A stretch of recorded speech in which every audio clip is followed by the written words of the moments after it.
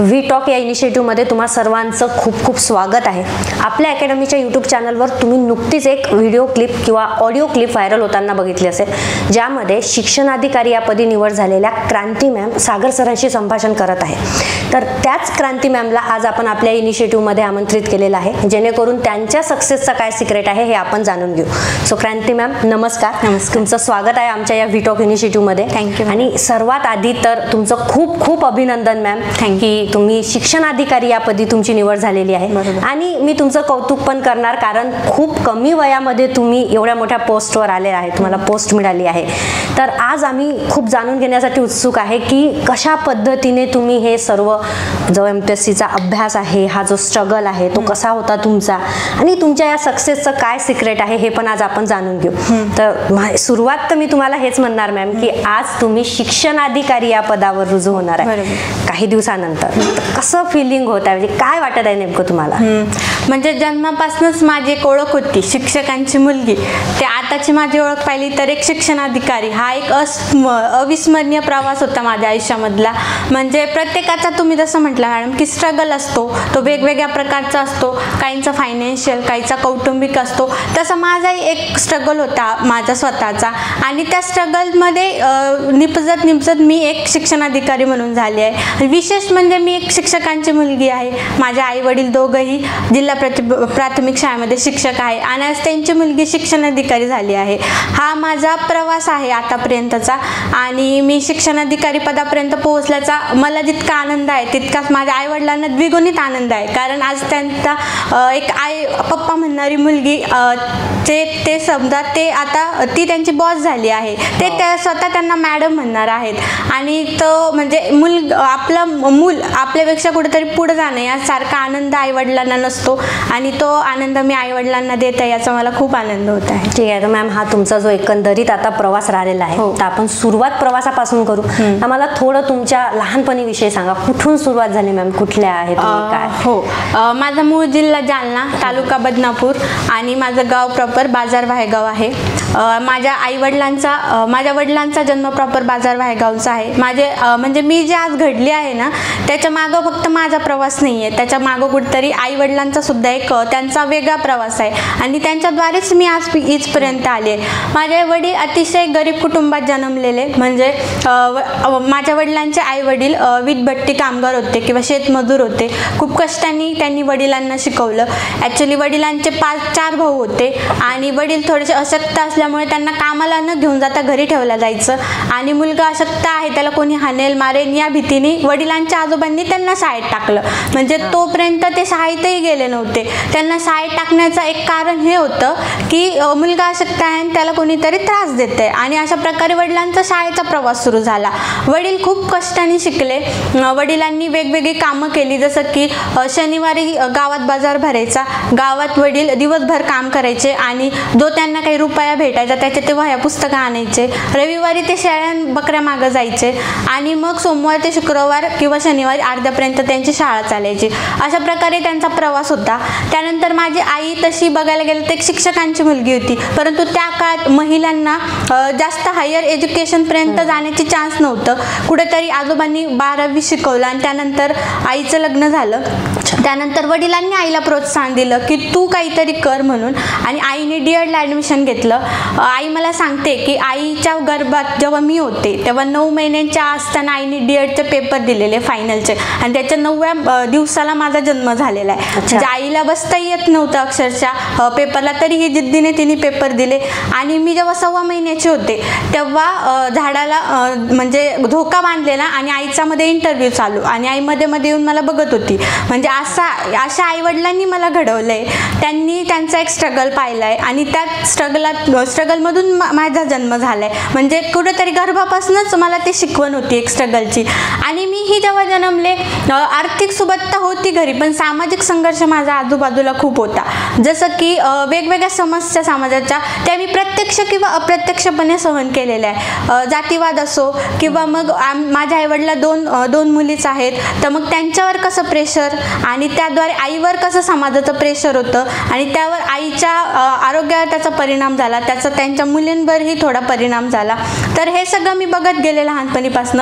त्याचप्रमाणे माझं तर शिक्षण चालू होतं, परंतु गावाकडे मी जेव्हा जायचे ना, माझ्या बहिणींचे अक्षरशः 14व्या-15व्या वर्षी बालविवाह झाले.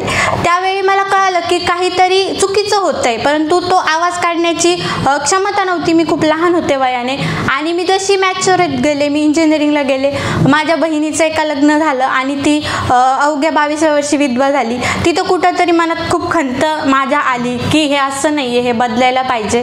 आणि इंजिनिअरिंग नंतर माझ्याकडे खरं तर ऑप्शन्स होते की मी पुण्याला जाऊन एक सॉफ्टवेअर जॉब करावा आणि माझं आयुष्य आरामात जगावं. परंतु मी जे काही लहानपणीपासून बघत आले होते त्यात कुठंतरी मला चेंज करावासा वाटत होता.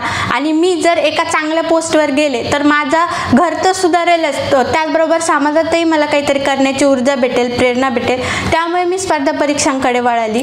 आणि आज जेव्हा मी यश संपादित केलं, माझ्या बहिणींचं बाबतीत मी बोलू शकले नाही, परंतु आज माझ्या ज्या भावांच्या मुली आहेत त्यांच्यासाठी मी ठाम उभी आहे आता की मुलींना आता शिकू द्या, त्यांचे बालविवाह होणार नाहीत. आणि माझ्या घरच्यांकडून मला आता विश्वास भेटला आहे की एकाही मुलीचा बालविवाह होणार नाही आणि त्यांना उच्च शिक्षित केलं जाईल. आणि हेच माझ्या यशाचं सिक्रेट होतं. खरं तर माझ्या बहिणी, माझा आजपर्यंत प्रवास, माझ्या आईवडिलांना सहन करावा लागलेला त्रास, मला सहन करावा लागलेला त्रास, या सगळ्यातूनच मी घडत गेले आणि हेच माझ्या यशाचं रहस्य असं वाटतं. मग तुमचं जे बालपणीचं शिक्षण आहे किंवा तुमचं ग्रॅज्युएशन आहे, मग ते जालन्याला झालं का? माझं प्राथमिक शिक्षण जालन्याला झालं. म्हणजे आई वडील जिल्हा प्राथमिक शाळेत शिक्षक होते, त्यांच्यासोबतच मी इयत्ता 4थी पर्यंतचं शिक्षण जिल्हा परिषद शाळेतून घेतलं. त्यानंतर आई वडील हट्टाने माझ्या उच्च शिक्षणासाठी औरंगाबाद येथे, संभाजीनगर येथे स्थलांतरित झाले. तिथेही मी अतिशय साध्या शाळेमध्ये होते, इंग्रजी मीडियम नाही किंवा कॉन्व्हेंट नाही, साधी शाळा. शाळेचं नाव श्रीमती वेणुताई चव्हाण कन्या प्रशाला. माझं 10वीपर्यंत म्हणजे 6 वर्षाचं शिक्षण तेथे झालं. आणि त्यानंतर मी ग्रॅज्युएशन करायचं ठरवलं इंजिनिअरिंगमध्ये, तेही मी शासकीय महाविद्यालय संभाजीनगर येथून पूर्ण केलं होतं. म्हणजे बेसिकली तुम्ही मराठवाड्याचे आहे. हो, आणि पहिल्यांदा तुम्ही अमरावती येथे आले आहे, म्हणजे विदर्भामध्ये आहे. तर माझा एक जनरल प्रश्न आता तुम्हाला राहील की जेव्हा तुम्ही पहिल्यांदा विदर्भामध्ये आला तर कसा वाटला आमचा विदर्भ? हो, ऍक्च्युली मी विदर्भात पहिलीच वेळ आहे माझी यायची आणि मी असं ऐकलं होतं की विदर्भाचे लोक म्हणजे खूप प्रेमळ लोक आणि त्याची प्रचिती मला इथं झाली. म्हणजे सागर सरांना तर मी बघतच आले, पण सागर सरांच्या मागं जो स्टाफ होता ना त्यांचा मॅनेजमेंटचा, तुम्ही असेल, श्रेया मॅम असेल किंवा मला भेटायला येणारे, बोलणारे जे काही मेंबर्स होते आपल्या अकॅडमीचे, त्यांना बघून असं वाटलं की जे ऐकलं होतं, कानी पडलं होतं की विदर्भ म्हणजे प्रेमळ जागा आहे, त्याची प्रचिती मला आली. मला खरंच खूप आनंद होत आहे. असं वाटलंच नाही मी पहिल्यांदा इथे आली. आणि आता थोड्या वेळाने जायचंय तर मला निघूही वाटणार नाही कदाचित, पण मी म्हणजे एक चांगला अनुभव घेऊन तुम्ही जात. खूप छान. आपण परत तुमच्या जर्नीकडे जाऊ. जसं तुम्ही सांगितलं की तुमचं ग्रॅज्युएशन झालं, इंजिनिअरिंग मधून ग्रॅज्युएशन झालं. आता इंजिनिअरिंग मधून ग्रॅज्युएशन झाल्यानंतर आपल्याकडे खूप सगळे ऑप्शन्स असतात. जे इंजिनिअरिंग बॅकग्राऊंडचे आहे त्यांना प्रायव्हेट सेक्टरमध्ये जॉब तर असतोच, प्लस UPSCचा एक ऑप्शन असते, MPSC आहे, कंबाईन आहे. बरोबर. हे सगळे ऑप्शन तुमच्याकडे असणार नक्कीच. मग यातून तुम्ही कसं सिलेक्ट केलं, म्हणजे कसं ठरवलं की आपल्याला राज्यसेवाच द्यायची आहे, किंवा मग तुम्ही म्हणजे कुठले डिसिजन घेतला, कसे निर्णय घेतले? बरोबर. म्हणजे ग्रॅज्युएशन झालं माझं आणि मी खूप कन्फ्यूज होते की मी ग्रॅज्युएशनमध्ये कंटिन्यू करू की स्पर्धा परीक्षांकडे वळू. मी घरी बोलले तर घरातून असा रिस्पॉन्स आला की आपल्या कुटुंबामध्ये पास झालेलं सोड पण तयारी करणारही कोणीच नाहीये. तर म्हणजे स्पर्धा परीक्षांची तयारी करणारं ही कोणीच नव्हतं कुटुंबामध्ये. तर तू एवढ्या अथांग महासागरात का उडी घेतेय, तुझं होणारच की नाही तुला माहितीये का? आणि माझा इंजिनिअरिंगचा प्रवासही एवढा चांगला नव्हता, त्यामुळे कुठेतरी आईवडिलांना विश्वास नव्हता की मी हे करू शकेल. परंतु माझंही एका पॉईंटला असं झालं की खरंच सगळे बरोबर बोलता आहेत आणि मी नाही करायला पाहिजे हे. एका पॉईंटला मी हार मानली होती, पण माझ्या मनात ही नेहमी रुखरुख होती की जर कदाचित 20 वर्षानंतर मला आठवलं की मी जर केलं असतं कदाचित तर मी झाले असते, असं मला सतत वाटत राहायचं. आणि त्या बेसिसवर मी असं ठरवलं की मी एक अटेम्प्ट तरी देणार, मी माझा जीवातून अभ्यास करणार, मी माझे 100% देणार. यश आलं तर उत्तम, नाही आलं तर मला नंतर पश्चाताप नको की मी का केलं नाही. आणि स्पर्धा परीक्षांमध्ये मला खूप सारे ऑप्शन्स होते, तुम्ही म्हणालात तसं राज्यसेवा, कंबाईन किंवा मग UPSC. परंतु झालं असं की माझ्याकडे तेवढा आत्मविश्वास नव्हता किंवा तेवढे टाईम नव्हता की मी UPSC करावं, कारण की आणि गायडन्सही मला नव्हतं आणि कंबाईन किंवा राज्यसेवा यातून मला एक निवडायचं होतं. तर मी स्वतःला विचारलं की मी इकडं काय येते आणि कोणती पोस्ट आहे ज्याने माझं येणं सफल होणार आहे इथं. तर मी विचार केला, मला असं कळलं की राज्यसेवेमध्ये अशा काही पोस्ट आहे ज्यात समाजात जाऊन प्रत्यक्षपणे आपण काहीतरी समाजासाठी करू शकतो. तेच कंबाईनमध्ये नाही आहे. म्हणजे प्रत्येकाचा व्ह्यू काहीतरी वेगळा असतो. काहींना म्हणजे गव्हर्नमेंट जॉबसाठी, फायनान्शियल सिक्युरिटीसाठी यायचं असतं आणि प्रत्येकात ज्याच्या त्याच्या जागी बरोबर असतो. माझा व्ह्यू असा होता की मी जे काही बघितलं आहे माझ्या आजूबाजूला किंवा शिक्षणाचं महत्त्व जे काही मला आहे त्या क्षेत्रात मला जायचं होतं. म्हणजे म्हणजे मराठवाडा आपण म्हणतो की विकास कमी आहे. तर मग राज्यसेवेच्या असे काही पोस्ट होत्या ज्याद्वारे मी माझं कंट्रीब्युशन सोसायटीमध्ये देऊ शकणार होते.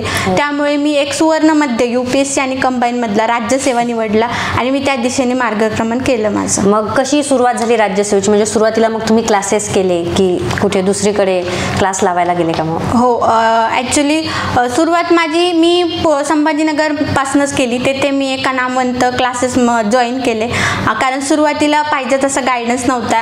ॲक्च्युली कोणते पुस्तकं वाचावे, सिलेबस काय, त्याच्यासाठी मी क्लास लावला होता. आणि झालं असं की म्हणजे सुरुवातीला गायडन्स नसल्यामुळे काय झालं, इतिहास माझा खूप आवडीचा विषय होता आणि मी पहिले 6 महिने इतिहासाचं वाचन केलं. ग्रोवरच घेऊन बसले, म्हणजे दिशाच नव्हती स्टार्टिंगला. आणि म्हणजे क्लासमधले काही सर होते, जसं की अमोल सर होते, त्यांनी मला थोडं सहकार्य केलं, थोडा आत्मविश्वास दिला. त्यानंतर झालं असं, कोरोना आला मधल्या पिरियडमध्ये, क्लास सुरू झाल्यानंतर 6 महिन्यांनीच, आणि कुठेतरी एक डिस्टर्बन्स निर्माण झालं अभ्यासामध्ये आणि अनिश्चितता झाली. म्हणजे होणारी परीक्षा पुढे गेली, एकदा नाही 4दा. आणि मग ते कसं, आता परीक्षाच कधी होणार आपला तर पहिलाही अटेम्प्ट नाही, आपल्याला एक्सपिरियन्स नाही. कुठेतरी मग बँकिंगच्या परीक्षांचा फॉर्म भर किंवा मग इंजिनिअरिंगकडे जाण्याचा प्रयत्न कर, असं दुविधा मनस्थितीत होते मी. परंतु मग मी हे झाले दुविधा की मी आठवायचे की मी का सुरू केलं, माझ्याकडं म्हणजे आहे आता, वेळेचा कसा सदुपयोग मी करू शकते. मी इतिहास वाचलं होतं स्टार्टिंगला, तर मग मी त्या कोविडच्या पिरियडमध्ये पॉलिटी, इकॉनॉमिक्स यासारखे जे बेसिक, जिओग्राफी हे सब्जेक्ट करायचा प्रयत्न केला. आणि मग कोविडमध्ये मी अशा प्रकारे थोडंसं अभ्यास करत गेले. मेजर सेल्फ स्टडीज केला? मेजर सेल्फ स्टडीज केला मी. आणि असं झालं की 4दा पुढे जाणारी परीक्षा कुठेतरी 21 मार्चला होणार हे नक्की झालं. आणि म्हणजे अभ्यास माझा बऱ्यापैकी झालेला होता. कोरोनाचा मी थोडा सदुपयोग केला असं म्हणायला हरकत नाही. अभ्यास बऱ्यापैकी झाला होता, परंतु नेमकं मला काय करायचं हे माहीत नव्हतं. कारण की जुने प्रश्नपत्रिका पाहिल्यावर असं वाटायचं की खूप सारे प्रश्न अनोळखीच आहेत त्याच्यामध्ये. पण असं वाटायचं की मग कदाचित माझा अभ्यास झालेला नाही, इतर मुलांना ते येत असतील, त्यामुळे 20चा परीक्षेचा अभ्यास झालेला आहे, करंट अफेअर्स माहिती आहे, तर मला कदाचित ते सोपं जाईल. परंतु योगायोग असा झाला की सागर सरांचा व्हिडिओ मला यूट्यूबवर दिसला आणि त्यात मला कळलं की नेमके प्रश्न कसे सोडवायचे आहेत, म्हणजे प्रश्नांना लॉजिक कसं लावायचं, एक अप्रोच कसा ठेवायचा. सरांचं एक वाक्य होतं की प्रश्न सोडवायला जायचं नाही, आपल्याला प्रश्नाची उत्तरं सापडवायला जायचं आहे. आपला पूर्ण भौतिक सगळ्या विषयांचं ज्ञान आपल्याला वापरून प्रश्न सोडवायचे. आणि त्याद्वारे मी 20चा पेपर दिला 21 मार्चला आणि माझा प्रिलिमचा स्कोअर चांगला आला आणि तिथून पुढे एक वेगळी दिशा मला अभ्यासाला मिळाली. म्हणजे पहिला अटेम्प्ट जेव्हा तुम्ही दिला राज्यसेवेचा, तो पहिलाच तुम्ही क्रॅक केली? हो. अच्छा, मग त्यानंतर मेन्सची प्रिपरेशन, मग काय तुमची स्ट्रॅटर्जी राहिली? ॲक्च्युली मी राज्यसेवेच्या 3 मेन्स दिलेल्या आहेत. पहिले मेन्सला असं झालं की रिझल्ट पुढे गेला होता आणि तेच दुविधा मनस्थिती, मग आता मी काय करू, रिझल्ट येणार की नाही. स्कोअर चांगला होता, परंतु मी क्षेत्रात नवीन होते अतिशय, मला कट ऑफचा अंदाजा नव्हता. जरी मला सांगत असले की 3 लोक की तुला चांगले मार्क्स आहे, तुझं होईल, तरी एक कुठेतरी म्हणायचं की नाही तुझं होणार नाही, तू असं कर, बँकिंग कर, तू हे कर ते कर. आणि मी नवीन असल्यामुळे मी कुठेतरी हुरळून जायचं त्याच्यामध्ये. आणि मी काय करायचे की थोडंसं माझं दुर्लक्ष व्हायचं, मी अति विचार करायचे की नाही झालं तर काय, माझ्या हातात जे होतं ते सोडून नाही झालं तर काय, या गोष्टींचा विचार करत गेले. आणि पहिल्या मेन्सला स्कोअर आला, म्हणजे इंटरव्ह्यू पुरता आला, परंतु पोस्ट भेटण्यापुरता मला आला नाही. आणि त्यातच असं झालं की कोरोनामुळे एक्झामचं शेड्यूल डिस्टर्ब झालं आणि मला काही कळायच्या आत दुसऱ्या एक्झामची मेन्ससुद्धा झाली आणि दुसऱ्या मेन्सला माझा स्कोअर तितकाच राहिला, म्हणजे वाढला नाही. आणि असं म्हणतात की आपण जर कोणत्या गोष्टी मनापासून प्रयत्न करत असतो ना, तर आपल्याला नेचरसुद्धा मदत करतं. आणि एका मॉक इंटरव्ह्यूच्या वेळेस मला सोनाली मॅडमची ओळख झाली, ज्या की 2021च्या राज्यसेवेच्या मुलींमधनं प्रथम आलेले आहेत. त्यांच्याशी तोंड ओळख झाली आमची, आमचं बोलणं झालं तिथं आणि त्यांचा स्कोअर खूप छान होता. तर मी त्यांना फोन केला की ताई माझा स्कोअर काही केला वाढत नाही, तू मला प्रॉपर थोडंसं गायडन्स कर. तर त्यांनी मला फोनवरती सांगितलं की नेमकं तुझं पॉईंट काय चुकतोय. त्यांनी मला सांगितलं की तुझा कंटेंट नाही आहे, तुझा अभ्यासामध्ये लागणारा, तू जे वाचतीये त्याचा तू एक व्यवस्थित कंटेंट बनव, तो वाढव, वेगवेगळ्या विषयांचं वेगवेगळ्या पुस्तकातून शोध आणि आयोगाचे क्वेश्चन पेपर बघ. म्हणजे असं असतं ना, दुखतीनं सापली पकडणं, तसं त्यांनी मला एक्झॅक्टली सांगितलं की तुझं काय चुकतंय. आणि मग पुढच्या मेन्सला मी त्यांनी सांगितल्याप्रमाणे कंटेंट वाढवला, नोट्स काढल्या. म्हणजे मेन्समध्ये नोट्सचा खूप फायदा आहे असं मला वाटतं, कारण राज्यसेवेची मेन्स 3 दिवसाची सलग आणि फॅक्च्युअल डाटा खूप सारा असतो, आपल्याला तो रिकॉल करावा लागतो. अक्षरशः एक्झामच्या हॉलच्या मध्ये जाण्याआधी आपल्याला काही ॲक्ट्स असतील ते रिवाईज करावं लागतात. तर तुमच्याकडे नोट्स असतील तरच ते रिव्हिजन होऊ शकतं.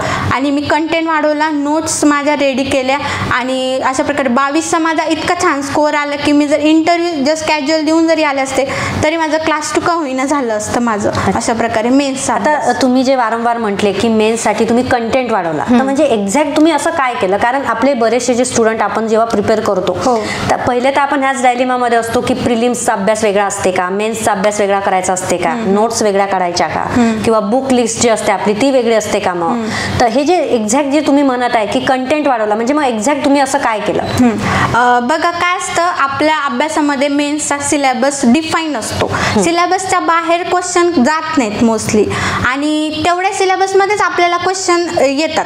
कंटेंट वाढवणं म्हणजे काय असतं, आपण मेन्सच्या आधी पुस्तक वाचतो, त्याच्या आपण हायलाईट करतो किंवा मग ते रिकॉल करण्याचा प्रयत्न करतो. परंतु मेन्सचा असा डायव्हर्स सिलेबस आहे, एक पुस्तकात एक पॉईंट नसला की तो दुसऱ्या पुस्तकातून तो कव्हर करावा लागतो आपल्याला.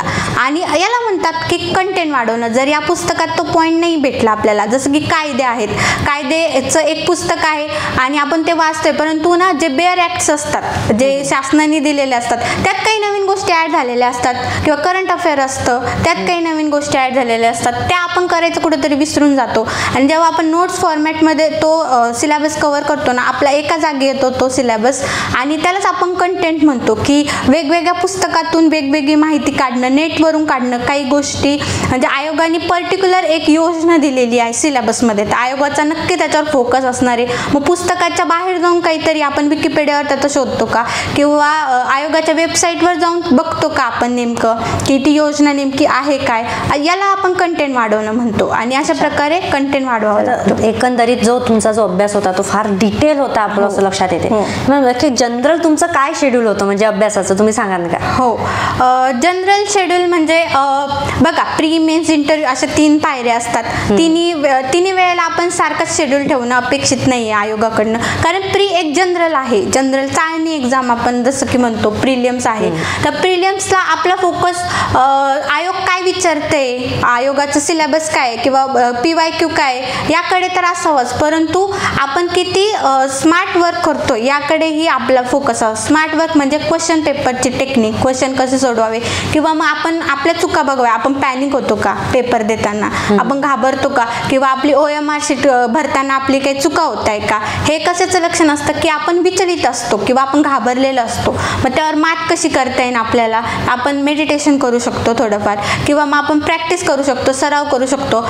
मी असं बघितलेलं आहे, भरपूर माझ्या मैत्रिणींचा अभ्यास व्यवस्थित असतो, नोट्स काढलेले असतात, रिव्हिजन प्रॉपर असते, परंतु त्या तिथं जाऊन घाबरतात एक्झामला जाऊन. मग आपण प्रिलिम्सच्या वेळेस घाबरतो कारण आपल्याला वाटतं की खूप कॉम्पिटिशन आहे प्रिलिम्सला, तीच आपण मेन्सच्या वेळेस थोडंसं कमी घाबरलेलं असतो. तर प्रिलिम्सची हीच डिमांड आहे की आपण किती आपलं टेम्परामेंट सांभाळतो. प्रिलिम्सची डिमांड टेम्परामेंटवर अवलंबून आहे, जास्त अभ्यासापेक्षा टेम्परामेंट तिथं महत्त्वाचं आहे. त्यामुळे प्रिलिम्सच्या वेळेस जितकं शांत राहू, जितक्या मॅक्झिमम रिव्हिजन करू, हे शेड्यूल आपण प्रिलिम्सला ठेवायला पाहिजे. आणि तीच मेन्स जी आहे ना ती डिटेल आहे, मेन्सचा अभ्यास डिफाईन आहे, त्यामुळे मेन्सचा अभ्यास खूप आपल्याला डिटेल करणं अपेक्षित आहे. त्याच्या नोट्स काढणं, वारंवार रिव्हिजन करणं, क्वेश्चन पेपर सोडवणं, मागचे क्वेश्चन बघणं, असा मेन्सचा आपला टाईट पॅक शेड्यूल पाहिजे. मेन्सच्या वेळेस आपण जे सकाळी सुरू करायचं ते रात्रीपर्यंत आपले स्लॉट फिक्स पाहिजे. आपण ह्या वेळेस GS करणार, ह्या वेळेस लँग्वेजला आपण फोकस करणार, ह्या वेळेस क्वेश्चन पेपर सॉल्व्ह करणार किंवा ह्या वेळेस डिस्कशन करणार आपल्या फ्रेंडसोबत. आपल्याला म्हणजे कुठंच आपला थांबा नाही पाहिजे. प्रिलिम्सला प्लस मायनस आपण करू शकतो, कारण टेम्परामेंट सांभाळणं गरजेचं आहे. पण मेन्सला आपण एक फ्लो पाहिजे आपला, म्हणजे खूप डेडिकेटली आपण मेन्स केली पाहिजे. अच्छा, आता ओव्हरऑल म्हणजे तुमचं म्हणणं आहे की डिसिप्लिन असणं खूपच मॅटर करते, तेव्हाच आपण मेंटली स्टेबल राहू आणि आपण अभ्यास करू. पण आता मी जनरली आता सर्व स्टुडंटकडून तुम्हालाच क्वेश्चन विचारते मॅम, एक जनरल वेनी, की अभ्यास करणं हा तर एक स्ट्रगल आहे किंवा हा तर मेन पार्ट आहेच, पण अभ्यासा व्यतिरिक्तही आपल्याला बरेच प्रॉब्लेम असतात, छोटे छोटे असतात, काहीच्या आयुष्यामध्ये मोठे प्रॉब्लेम असतात. मग अशा प्रॉब्लेम्सला तुम्ही कसं डील करायचं? आता मेंटली स्टेबल असणं किंवा डिसिप्लिन राहणं, मग तुम्ही काय सोल्युशन काढायचे यावर, किंवा तुम्हाला असे काही प्रॉब्लेम होते का मग, की एखाद्या वेळेस होते ना की आपला टाइम टेबलच फॉलो होत नाहीये, दुसरे काही प्रॉब्लेम्स येतात, मग नेमकं काय करायचं? बघा, ही परीक्षा पेशन्स खूप खाते आपले, म्हणजे वारंवार पुढे जाते किंवा मग एखादी केस पडते आणि आता आपलं खूप मानसिक आपल्याला थकवा येतो, किंवा मग असं आपली एखादी प्रिलिम्स निघत नाही, मेन्स निघत नाही, त्यातल्या त्यात सगळ्या पायऱ्या निघून आपण इंटरव्ह्यूला कुठेतरी अडकतो आणि एक खूप आपल्याला आत्मविश्वास डळमळीत होतो किंवा मग आपण खूप डिमोटिवेटेड खूप जास्त फील करतो. तर मग अशा वेळेस आपण काही गोष्टी आहेत ज्या करायला पाहिजे, की आपला का निश्चित पाहिजे अशा वेळेस, की आपण या स्पर्धा परीक्षांमध्ये का आलो आहे. आपला का निश्चित असतो ना, तेव्हा कुठेतरी तो आपल्याला एक आत्मविश्वास देत असतो की हे रिझन आहे तुझं याकडे येण्यासाठी आणि तू काय करायला पाहिजे. आणि एक गोष्ट आहे की मेडिटेशनवर पण आपण भर द्यायला पाहिजे. मी खूप म्हणजे माझ्या फ्रेंड्सला सांगते की मेडिटेशन करत जा. त्याने काय होतं, आपलं एकतर डोकं शांत राहतं, आपला थोडा वेळ स्वतःसाठी आपण देतो अभ्यासाव्यतिरिक्त, आणि आपण एक फोकस राहतो मेडिटेशन केल्याने. आणि मेडिटेशनचे खूप सारे फायदे होतात. असं म्हणतात की आता अभ्यास करतोय तर वेळ नाही आहे मेडिटेशन करायला. मेडिटेशन एवढी अवघड टेक्निक नाही आहे. 10 मिनिटाचं जरी तुम्ही डोळे लावून ध्यान केलं, श्वासोच्छवासाकडे लक्ष दिलं, तरी पण तुम्हाला खूप जास्त फायदा होतो त्याचा. त्याने तुम्ही एक स्टेबल माइंडसेट ठेवता तुमचा. आणि बघा, फेल्युअर आणि सक्सेस ह्या 2 स्टेजेसच आहेत, म्हणजे जोपर्यंत फेल्युअर येत नाही तोपर्यंत सक्सेस येणार नाही. आता पायरी आहे ती पुढची आपली सक्सेस म्हणजे. तर जो फेल्युअरमध्ये टिकून राहतो ना, तोच कुठंतरी पुढे जातो, यशस्वी होतो. ही एक्झाम तुमच्याकडनं ना मॅच्युरिटी खूप एक्सपेक्ट करते. तुम्ही एक प्रशासकीय अधिकारी होणार असतात, तुमच्यामध्ये तेवढी अभ्यासाव्यतिरिक्त आजूबाजूच्या समस्यांची मॅच्युरिटी पाहिजे, किंवा वर्स्ट कंडिशन तुम्ही कसं सामोरी जाता याची मॅच्युरिटी पाहिजे. आता असं होतं की उद्या एक्झाम आहे आणि आज रिझल्ट लागतो आणि आपण खूप डिस्टर्ब होतो, तर आयोग तेच बघतं की डिस्टर्बन्समध्ये तुम्ही कसं टिकून राहतात म्हणून. आणि तुमचा कितीही अभ्यास असो, जर त्या 2 तासात तुम्ही व्यवस्थित आन्सर दिले नाहीत किंवा OMR शीटवर मार्क केले नाहीत, याने तुमचं काय आत्मविश्वास कुठेतरी कमी आहे असं दिसतं. परंतु प्रशासकीय अधिकाऱ्यात आत्मविश्वास कमी असून चालणार नाही. प्रशासकीय अधिकारी एकदम कॉन्फिडंट पाहिजे. म्हणजे आयोग तुम्हाला घडवत असतं की तुम्ही कोणती स्टेज कशा प्रकारे हँडल करता. ते एक तुमच्या एक्झामचे एक भाग असतो. म्हणजे तर 2 तासाची एक्झाम तर असतेच, परंतु ही प्रोसेसच तुम्हाला घडवत असते. आणि त्याद्वारे तुम्ही असं स्ट्रॉंग राहायचा प्रयत्न करायला पाहिजे की कोणतंही फेल्युअर आलं, काही झालं तरी मी कसं त्याला हँडल करेल, कसं टॅकल करेल, हे कळलं पाहिजे. आता मॅम, जसं तुम्ही म्हटलं की तुमचा जो अभ्यास आहे तो एक तर सेल्फ स्टडी होता, आणि तुम्हाला जी मदत मिळाली, जे गायडन्स मिळालं ते मॅक्झिमम ऑनलाईन व्हिडिओ बघून तुम्ही कव्हर केला आहे. पण आता जनरली काय असते मॅम, बघा, बरेचसे स्टुडंट आहे आणि सध्या बरेचसे ऑनलाईन कंटेंट आपल्याकडे अवेलेबल आहे. बरोबर. पण जनरली काय प्रॉब्लेम असतो की आपण ऑनलाईन शॉपिंग करताना आपल्याला खूप इंटरेस्ट येते, आपण ऑनलाईन फूड डिलिव्हरी पण प्रिफर करतो. पण जेव्हा ऑनलाईन एज्युकेशन हा जो पार्ट येते, तेव्हा बरेच लोक याला क्रिटिकली बघतात, कन्फ्युजिंग असतात. काही म्हणतात की काही व्हिडिओ चांगले येतात, काही म्हणतात की नाही कंटेंट चुकीचा आहे. मग असा काही तुम्हाला प्रॉब्लेम वाटला का, की आपण नाही, की आपण फक्त ऑनलाईन जे व्हिडिओ आहेत त्यावरच विश्वास ठेवून त्यालाच फॉलो केलं तर आपलं होणार का, किंवा नाही होणार, असं तुम्हाला काही वाटलं का मग, किंवा तुम्हाला असं काही फिलिंग होतं का की मी ठेवू का विश्वास, कारण एक रिस्क घेतल्यासारखा एक पॅटर्न सारखं आहे. ऍक्च्युली काय झालं, ऑनलाईनचा प्रवास स्पर्धा परीक्षांचा कधी बूज झाला, कोरोना पिरियडमध्ये. आणि तेव्हा कोणाकडे ऑप्शनच नव्हतं की ऑफलाईन आपल्या काही बॅचेस होत नव्हत्या, त्यामुळे नाईलाजाने सगळे ऑनलाईनकडे वळाले. आणि जसं ऑनलाईनकडे वळालो ना, ऑनलाईन शिक्षणाची क्वालिटी कळली आपल्याला. कारण घर बसल्या आपल्याला पुण्यासारखे किंवा आता अमरावतीसारखे जे शिक्षक आहेत, जे टॉपचे शिक्षक आहेत, त्यांचं घर बसल्या मार्गदर्शन भेटलं. म्हणजे बघा ना, पश्चिम महाराष्ट्र कुठं, विदर्भ कुठं आणि माझा मराठवाडा कुठं. आणि त्या दोन्ही ठिकाणचे बेस्ट सर म्हणजे यूट्यूब सारख्या प्लॅटफॉर्मवर येऊन शिकवत आहेत. हे कशामुळे शक्य झालं, ऑनलाईन शिक्षणामुळं. आणि म्हणजे कोणता व्हिडिओ चांगला, कोणता यापेक्षा तुमची काय डिमांड आहे, तुमच्या अभ्यासाची काय डिमांड आहे. काही काहींचं असं असतं ना, त्यांचं कंटेंट चांगलं आहे, त्यांचं वाचन चांगलं आहे, परंतु त्यांना कुठंतरी क्वेश्चन सॉल्विंग प्रॉब्लेम येतात. तर त्यांनी ते बघायला पाहिजे की कुठून मला क्वेश्चन सॉल्विंग टेक्निक भेटतील. काही ना क्वेश्चन सॉल्विंग टेक्निक असतात परंतु त्यांच्या कन्सेप्ट क्लिअर नसतात. मग त्यांनी ते बघायला पाहिजे की मला कन्सेप्ट कुठून भेटतील, चांगल्या प्रकारे कुठून समजून घेता येईल. म्हणजे आता खूप मोठा ब्रॉड असा प्लॅटफॉर्म तयार झालेला आहे आपल्यासाठी. आपण व्हाईसली चूज करायला पाहिजे. आपण एक मॅच्युअर आहोत आपण, म्हणजे स्पर्धा परीक्षा करणारे. आपल्याला काय पाहिजे, आपली डिमांड काय, यानुसार ते क्षेत्र आपण हँडल केलं पाहिजे. आणि मला पर्सनली असं वाटतं की ऑनलाईन प्लॅटफॉर्म हा खूप चांगला आहे. प्रत्येकालाच पुण्याला जाणं, प्रत्येकालाच दुसऱ्या शहरात जाऊन, स्पेशली मुलींना शक्य नसतं. आणि जर टॉपचे एज्युकेशन जर आपल्याला ऑनलाईन प्लॅटफॉर्मवर भेटत असेल तर त्यासारखी सुवर्ण संधी नाही आहे.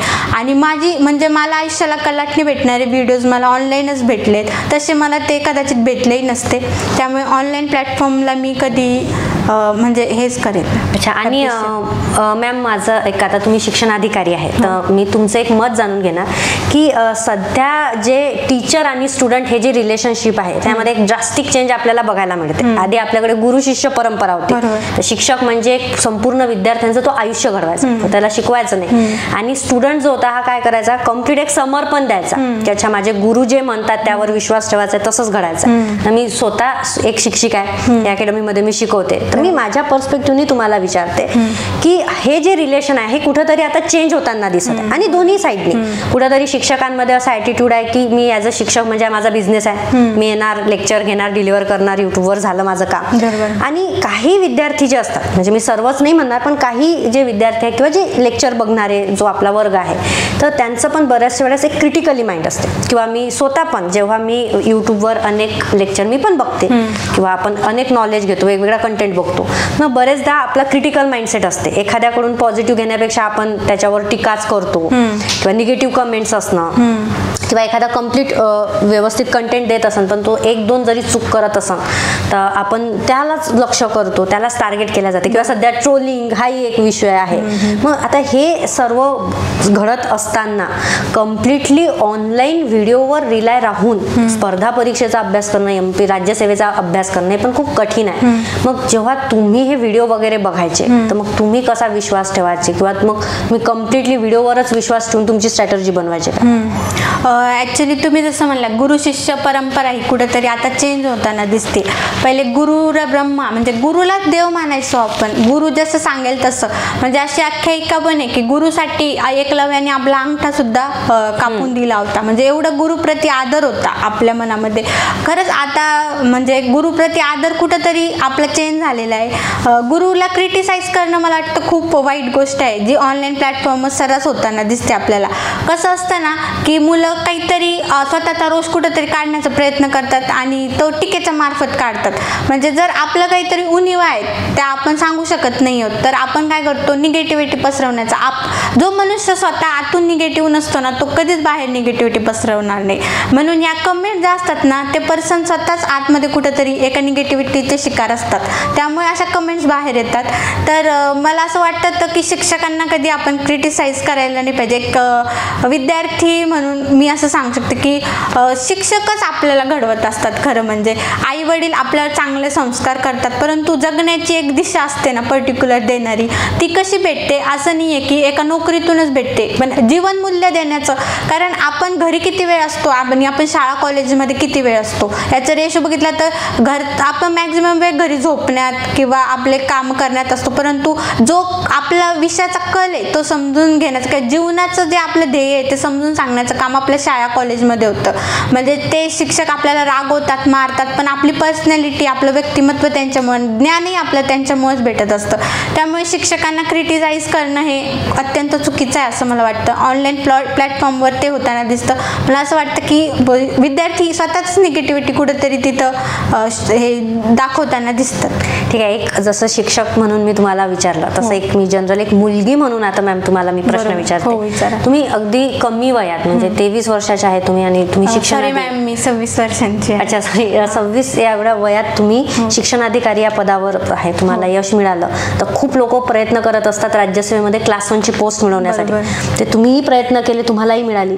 पण एक मुलगी म्हणून मॅम मी तुम्हाला विचारते, आता आपण ग्रामीण भागातून येतो, जसं तुम्ही ग्रामीण भागातून आहे, एकदम अविकसित जो भाग आहे आपला मराठवाडा मराठवाडा, विदर्भ, तसं ग्रामीण भागातून येणारी एखादी मुलगी तर तिच्यासाठी ह्या क्षेत्रामध्ये अनेक अडथळे असतात आणि सर्वात महत्त्वाचा म्हणजे लग्नाचा विषय.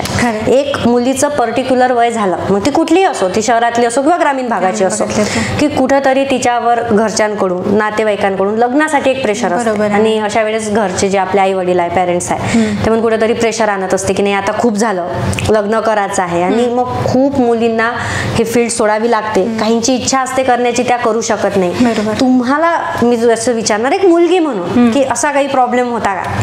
हो, म्हणजे मी सांगू इच्छिते की माझा इंटरव्ह्यूचा सेम क्वेश्चन होता की तुमचं वय एवढं आहे आणि तुम्हाला घरून लग्नासाठी प्रेशर नाही का? आणि मला इंटरव्ह्यू मध्ये विचारलं, इंटरव्ह्यू मध्ये हा प्रश्न, आणि तो प्रश्न माझ्या कुठेतरी इंटरव्ह्यूला कलाटणी देणारा पण होता. तुम्ही जसं बोलले की ग्रामीण भाग, शहरी भाग, ऍक्च्युली जरी माझं मूळ 10 वर्ष माझं आयुष्य मी ग्रामीण भागात गेलं तरी पुढचं बरंच आयुष्य शहरी भागात होतं माझं. तेच माझ्या काही मैत्रिणी होत्या ज्या प्रॉपर ग्रामीण भागातून शहरी भागात शिकण्यासाठी आलेल्या होत्या. म्हणजे असं नाही, ग्रामीण असो शहरी असो, मुलीला लग्नासाठी प्रेशर एक घरून असतंच, म्हणजे कोणतीही मुलगी असो ती. तसं ते मलाही होतं कुठेतरी. मी ॲक्च्युली म्हणजे सुरुवात केली तिथूनच मला ते प्रेशर होतं की तुला आता 2च वर्ष दिले जाणार, त्यात तुझं झालं तर ठीक, नाही तर तुझं लग्न लावलं जाणार. आणि त्या 2 वर्षाचं प्रेशर माझं एवढं भयानक होतं. त्यातही 1 वर्ष कोरोनामध्ये गेलं, त्यात कुठेतरी पहिली प्री निघली, त्यानंतर कुठेतरी नमवले सगळे आणि एक संधी दिली मला. मी मेन्स दिली, इंटरव्ह्यू दिला, पण असं झालं की पहिल्याच इंटरव्ह्यूमध्ये जेव्हा मला फेल्युअर आलं आणि त्याच काळात माझ्या आजूबाजूला माझ्या मैत्रिणींचे सुद्धा लग्न होत होते. मग घरच्यांना सुद्धा असं वाटलं की आता हे किती दिवस चालणार हे प्रकरण, वय निघून जाणार, मुलगा भेटणार की नाही. आणि अशा प्रकारे त्या पॉईंटला मला लग्नासाठी घरून म्हणजे अतिशय असं ओढून ताडून बोलावर बसवणार असं नाही, पण कुठेतरी चर्चा सुरू झाली की आता तू कर, किती वर्ष तू हे करणार, किंवा तू लग्नानंतरही करू शकते ना हे, तर तू लग्न करायला पाहिजे, एक योग्य वय असतं लग्नाचं. परंतु मला एवढं माहीत होतं की लग्न झाल्यावर बॅलन्स करणं किती अवघड आहे. माझ्या ज्या मैत्रिणी मॅरिड होत्या, मॅरिड सांसारिक जबाबदारी असेल, पुढं मुलांची जबाबदारी असेल, या सगळ्यात त्यांचे स्वप्न कुठेतरी बाजूला राहतात आणि एक म्हणजे न्यूनगंड येतो मनामध्ये आणि आत्मविश्वास कुठेतरी डळमळतो. त्याच्यामुळे मी ठाम होते की नाही, मी जोपर्यंत पायावर उभा राहत नाही तोपर्यंत मी लग्न करणार नाही. आणि त्यासाठी मला पॅरेंट्सला कन्व्हिन्स करणं खूप गरजेचं होतं. मी काय करायचे की ना, एक मी हत्यार शोधलं होतं की माझ्या जेव्हाही लग्नाचा प्रश्न येईल तेव्हा पुढे कोणत्या तरी परीक्षा असायचीच आणि मी म्हणायचे एवढी परीक्षा मला देऊ द्या आणि यात नाही झालं तर ठीक आहे, माझं लग्न करू शकता तुम्ही. आणि मी मग एवढा अभ्यास करायची की ती परीक्षा निघायची आणि त्याच्या पुढची स्टेज यायची, जसं की मेन्स असली की इंटरव्ह्यू यायचा आणि मी म्हणजे इंटरव्ह्यू करू द्या आता मला, इंटरव्ह्यू झाल्यावर बघू आपण लग्नाचं. म्हणजे असं ढकलत मी नेलेलं. आणि माझा जेव्हा 3रा इंटरव्ह्यू होता, पांढरपट्टे सरांचं पॅनल होतं, त्यांनी मला विचारलं की मॅडम तुमचं वय काय, मग तुम्हाला प्रेशर नाही का? सर प्रत्येक मुलीला असतं, मलाही आहे, कसं कन्व्हिन्स करता? मी सर सांग सर एक अटेम्प्ट मागून घेते. मग सर बोलले की असे तुम्ही किती अटेम्प्ट मागणार मॅडम आता? तर मी सरांना म्हटलं सर हा शेवटचा अटेम्प्ट आहे आणि आता नाही झालं तर माझं लग्नच लागणार आहे. मग सरांचे मला एक्सप्रेशन दिसले, सरांना असं वाटलं कदाचित की नाही आता ह्या मुलीला घ्यायला पाहिजे, नाहीतरीचं लग्न लागेल. असं कारण खरंच होतं, प्रेशर वाढत चाललं होतं आणि माझं तरी प्रेशर थोडं कमी प्रमाणात होतं. पण ग्रामीण भागातली माझी एक मैत्रीण होती, तिला खूप जास्त प्रेशर होतं. म्हणजे मुलगा बघायला तिला जबरदस्तीने ओढून नेण्या इतकं प्रेशर तिच्यावर होतं आणि ती असं की घरी जायची नाही खूप दिवस. दिवाळीलाही ती घरी जायची नाही, का तर लग्नाचं प्रेशर, लग्न लावून देतील आणि एकदा लग्न झालं की मग पुढं शिकण्याचा चान्स भेटतो की नाही किंवा कधी टाईम भेटतो हे याची तिला भीती असायची. परंतु ती इतकी म्हणजे तिला जिद्द होती की तिने ठाम नकार दिला की मी करणार नाही. तेव्हा मला आठवतं तिच्या आईवडिलांचे बोल असे होते की का मी तुला शिकवलं. परंतु तिने ते मनावर घेऊन इतका प्रयत्न केला, तिने इतका अभ्यास केला की आम्ही ती इतक्या वेळ बसायची, आम्ही तिला बघून नवल व्यक्त करायचो की ही मुलगीची कॅपॅसिटी किती अभ्यासाची. परंतु आमचं बॅकग्राऊंड तिचं माहिती होतं, तिच्यावरचं प्रेशर माहीत होतं आणि ती मुलगी आज टॅक्स असिस्टंट आहे आणि विशेष म्हणजे ती महाराष्ट्रात मुलीतून प्रथम आलेली आहे. आणि जेव्हा तिचं पहिला प्रिलिम्सचा रिझल्ट आलता ना, तेव्हा तिने मला सांगितलं होतं की तिचे आईवडील जे असं म्हणत होते की शिकून चुकी केली, ते म्हणत होते की मुलगी पाहिजे तर अशी पाहिजे. म्हणजे असा प्रवास तिचा झाला. मुलींवर आहे समाजाचं लग्नासाठी घरासाठी प्रेशर, आणि आपण कसं हँडल करतो, किती स्ट्रॉंग राहतो. आपले पॅरेंट्स हेच बघतात की हिची किती कॅपॅसिटी आहे, ही तेवढं अपोज करू शकते का. आणि कुठेतरी पॅरेंट्स पण मग धुप्त माप देतात, आपल्याला संधी देतात, आणि त्या संधीचं सोनं आपण करायला पाहिजे. आणि सेम आता हा पण एक म्हणजे पॅरेंट्सच्या साईडनी हा पण एक प्रॉब्लेम असतो. प्रॉब्लेम म्हणण्यापेक्षा त्यांना एक चिंता असते. तर जनरली आपल्याकडे काय किंवा ग्रामीण भागामध्ये काय एक समज असते की मुलीला जर आता स्पर्धा परीक्षा करायची MPSC, तर MPSC साठी फेमस आहे पुणे. जसं कुणी म्हणते की MPSC करायची असेल पुण्याला जा. आता मग ग्रामीण भागातले विद्यार्थी आणि खास करून मुली मग पुण्यासारख्या मोठ्या शहरात आपण पाठवू, मग तिथे गेल्यावर जनरली म्हणतात त्या दुसरीच मार्गाने लागतात, वाया जाणार मुलगी, असं पण एक समज असते. मग अशा वेळेस आपण काय करायला पाहिजे किंवा एका मुलीने तुम्ही कसं हँडल केलं हे असं? हो बरोबर आहे. म्हणजे कोणते पॅरेंट्स पुण्यासारख्या मोठ्या शहरात पाठवायला ग्रामीण भागातून मुलींना घाबरतात. जसं की मी जिला उदाहरण दिलं, तिला पुण्याला जायचे दरवाजे बंदच होते, म्हणजे तिला नाहीच.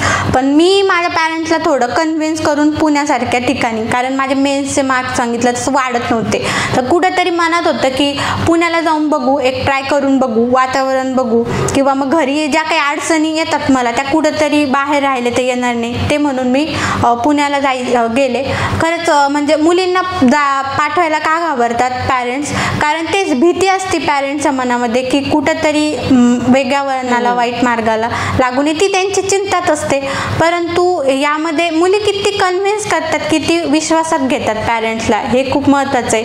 तिथं थोडंसं वातावरण मागे आपण बातम्यांमध्ये बघतो की पुण्याच्या वातावरणाबद्दल एक निगेटिव्हिटी मुलींच्या बाबतीत, त्यानंतर खूप साऱ्या मुलींना बोलवून घेतले घरी, आणि त्याच्या आधी मी आले होते घरी, नाही तर मलाही कुठेतरी कॉल आलाच असतं की तू घरी ये म्हणून, तो वातावरण, कारण साहजिक कोणतेही पॅरेंट्स घाबरणारच अशा परिस्थितीला.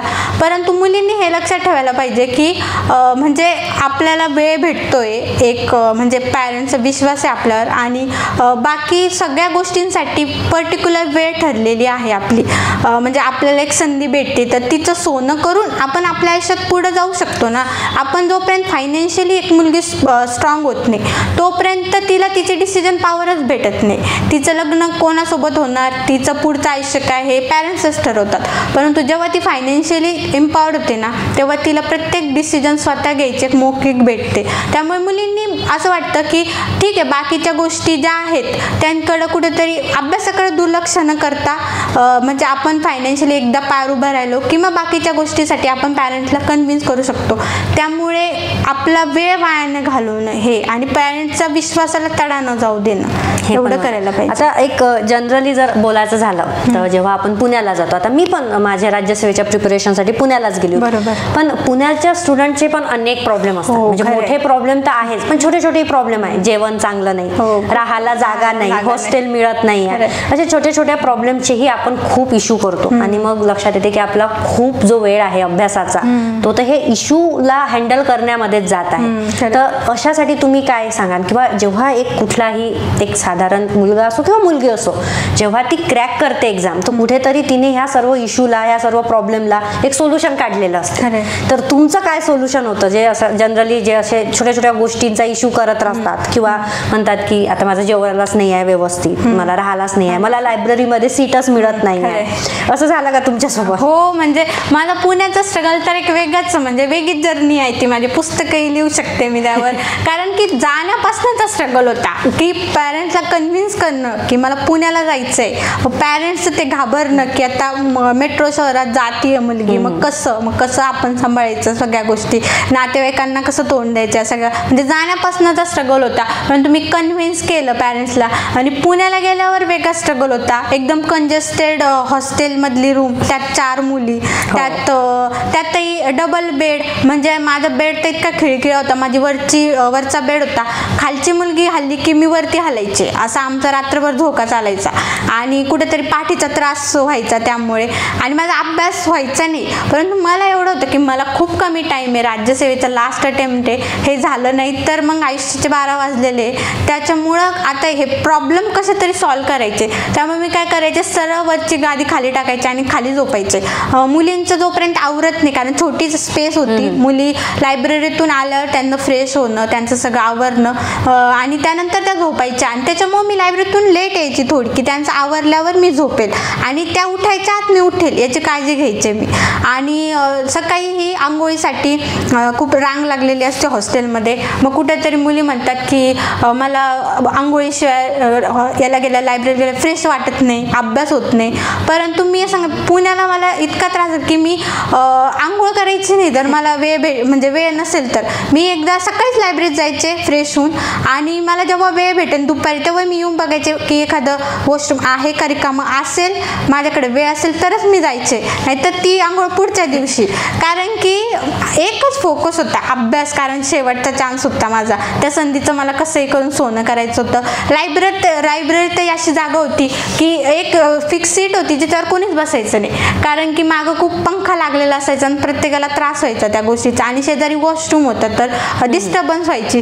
पण मग सकाळी सगळ्यांची जागा फिक्स असायची. लायब्ररी चेंज करायचं तर परत वातावरण चेंज होणार, परत सगळ्या गोष्टी. माझ्याकडे एवढा वेळ नव्हता, त्यामुळे मी काय करायचे त्या सीटवरती मी जॅकेट घालून टोपी घालून बसायचे की. आणि मी कोणाचं येण्याचं डिस्टर्बन्स होऊ नये म्हणून खुर्च्या आतमध्ये सरकून अशी करून बसायचे माझे हात. म्हणजे अशा परिस्थिती आपल्याला म्हणजे येतात खूप, पण आपण कसं मात करतो त्यांचा भाव कसा नाही करत. मेसचं जसं की ॲसिडिटीचा त्रास होणं किंवा मग आता फिजिकल हेल्थचे प्रॉब्लेम आहे तर योगा मेडिटेशनसाठी आपल्याला जागा भेटत नाही, तर मी त्या सीटवरच योगा करायची. योगा लायब्ररीमध्ये तुम्ही मेडिटेशन योगा नाही मेडिटेशन करायची लायब्ररीमध्ये बसून. गेल्या माझा 15-20 मिनिटांचं मेडिटेशन असायचंच फिक्स. आणि मला योगा करायला स्पेस नव्हती मला, तर मी वॉकिंग करायचे.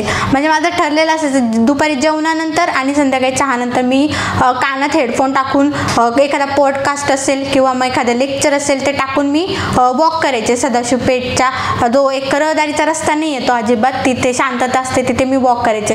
म्हणजे पुण्यामध्ये आहेत असंख्य प्रॉब्लेम, पण आपण त्याचा बाऊ करतो की त्याचं आपण कसं तरी त्याच्यावर मात करत आपली जर्नी पुढे चालू ठेवतो, हे महत्त्वाचं आहे. आणि मॅम सर्वात महत्त्वाचं म्हणजे ज्या दिवशी आपली एक्झाम असते, प्रिलिम्सचे आज एक्झाम आहे किंवा मेन्सचा आहे, तेव्हा आपल्याला किंवा त्या दिवशीच नाही तर त्याच्या जवळपास 8 ते 10 दिवस आपल्याला ट्रिमंडस प्रेशर असते, एक टेन्शन असते. आणि बरेचदा हेच टेन्शन जो आपला परफॉर्मन्स आहे तो वीक करतो.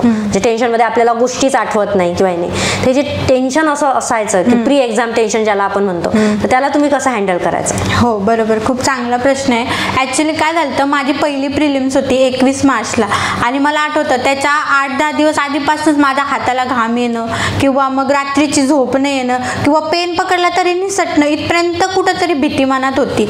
आणि झालं असं की मला जवळपास 13-14 मार्चला एक व्हिडिओ सापडला यूट्यूबवरती आणि तो सागर सरांचा व्हिडिओ होता. आणि त्यात असं होतं की लॉजिक लावून प्रश्न कसे सोडवायचे. आणि मी तो व्हिडिओ पाहिला आणि मला तेव्हा कळालं की येणारे प्रश्न सोडून जे प्रश्न आहेत ते कसे टॅकल करायचे, किती अटेम्प्ट करायचा. कारण मनात एवढंच होतं की जेवढा अभ्यास झालाय आपला आपण तेवढं जाऊन सोडवणार आणि घरी येणार. आणि पाहिलं गेलं तर 50ही प्रश्न भरत नाहीत आपल्या अभ्यासातले, मग येणारे 50 बाकीचे प्रश्न सोडवायचे कसे ना हे माहीतच नव्हतं. आणि अटेम्प्ट कुठंतरी आपल्याला लिस्टमध्ये यायचं तर आपल्याला जवळपास 95च्या पुढं किंवा 90च्या पुढं अटेम्प्ट आपला पाहिजे असतो, हे व्हिडिओतून मला कुठंतरी कळालं. आणि मग न येणारे 50 प्रश्न कसे सोडवायचे हे त्या व्हिडिओद्वारे मला कळालं. आणि माझी पहिल्या प्रिलिम्सला एक पुश असतो ना, एक धक्का असतो, तो त्याच्यामुळे भेटला असं मला वाटतं. आणि पहिली प्रिलिम्स मी पास झाले. त्यानंतर मला सागर सरांशी परिचय, कारण त्यांचे व्हिडिओ येत राहायचे आणि मी ते कंटिन्यू बघत राहायचे. मी सरांना कॉलवरही म्हणलं की पहिला व्ह्यू सर माझा असेल, कारण बेल आयकॉन असो नोटिफिकेशन असो सगळं ऑन असायचं माझं. आणि सरांचा व्हिडिओ आला की बघणं आणि बघून न थांबता दुसऱ्यांना पाठवणं की आपली एक्झाम आहे सर असं असं सांगताय. सरांचं प्रिलिम्स आधी व्हिडिओ यायचे बघा आत्मविश्वास नावाचे, सरांनी त्यात एकदा सांगितलं होतं की 300 मूवीबद्दल सांगितलं होतं. तर मी प्रिलिम्सच्या आधी ते ऐकलं, म्हणजे सरांनी पुढं सांगितलं की कसा एक एक प्रश्न तोडायचा वगैरे. ज्या दिवशी माझी प्रिलिम्स झाली मी घरी आले ना, मी आधी 300 मूवी बघितला की नेमकं मग रिलेट कसं करता येईल आपल्याला. अशा प्रकारे सागर सरांचा एक्झामच्या आधी जे प्रेशर होतं ना ते हँडल करण्यात मला खूप फायदा झाला. आणि तेवढंच नाही, त्यांच्या व्हिडिओजनी ना आपण एक चांगलं माणूस, लिबरल माणूस व्हायचा पण प्रयत्न करतो. ते नेहमी म्हणतात की be a good human being first, everything else is a by product. ते वाक्य मला इतकं भावलं ना की माझ्या इंस्टाग्रामचं बायो पण मी त्यांनी सेव्ह केलेलं, ते ठेवलेलं आहे. इतकी मी, कारण असं नाही आहे की म्हणजे बोलायला बोलते किंवा प्लॅटफॉर्मवर बोलते, खरंच जेन्युअनली जे ओळखत नाही त्यांना वाटू शकतं कुठेतरी, म्हणजे मला ओळखतात त्यांना माहिती आहे की मी किती ॲडमायर करते सरांना. कारण कालच मी सांगत होते माझ्या मित्राला की मी सागर सरांना भेटायला चालले आणि तो म्हणला तुझी खूप इच्छा होती म्हणे, पूर्ण झाली म्हणे तुझी इच्छा. तर अशा प्रकारे एक शिक्षक आपल्या आयुष्यात येतो कुठेतरी न भेटता न बोलता कुठेतरी आयुष्याला कलाटणी लावून जातो. तसे सागर सर आहेत माझ्यासाठी. जनरली आता हरेक स्टुडंटला सांगितल्या जाते कम्प्लीट आयसोलेशन थेअरी आपण म्हणतो की बिलकुल कुठल्याही पर्सनल रिलेशन असणार किंवा तुमची रिलेशनशिप असणार की हे सर्व गोष्टींना दूर ठेवायचं, इव्हन घरच्यांशी जास्त कॉन्टॅक्ट नाही. काही लोक तर म्हणतात की संन्यास घ्यायचा डायरेक्टली, फक्त तुमचा अभ्यास आणि तुम्ही असंच असायला पाहिजे. पण रियालिटीमध्ये जर आपण विचार केला किंवा प्रॅक्टिकली विचार केला तर सध्या ओव्हरऑल स्पर्धा परीक्षा करणाऱ्या विद्यार्थ्यांच्या वयामध्ये आहे तर त्या वयामध्ये रिलेशनशिप असणं, पर्सनल लाईफ असणं हे खूप नॅचरल गोष्ट आहे. आणि हे प्रॉब्लेम पण सर्वांना आहे, म्हणजे काहींसाठी ती पॉझिटिव्ह गोष्ट ही ठरते, काहींसाठी निगेटिव्ह गोष्ट ठरते. आपल्याला दिसते जसं की लायब्ररीमध्ये सुरू असतात किंवा कोणाच्या रूममेटचे काही असतात. तर तुमचं काय मत आहे असं मी विचारणार की ह्या सर्व गोष्टींबद्दल की हे करायला पाहिजे की नाही? अच्छा, हे बघा म्हणजे आपलं असं झालंय करिअरचं वय आणि प्रेमात पडण्याचं वय हे कुठेतरी पॅरलल चालू आहे. म्हणजे पहिलेची कंडिशन अशी होती की आपल्या पॅरेंट्स पाहिलं तर कुठेतरी लवकर नोकरी लागायची, लवकर ते लग्न बंधनात अडकायचे. परंतु आता म्हणजे जागतिकीकरण झाले किंवा आपला भारत पुढं पुढं चाललाय तसं करिअरचं वय कुठेतरी पुढं गेलंय आणि करिअर झाल्याशिवाय आपल्याला लग्न करता येत नाहीये, मुलं करत नाहीत, आता मुली करत नाहीत. त्यामुळे कुठेतरी ते पॅरलली चालू असतं आपल्या जीवनामध्ये.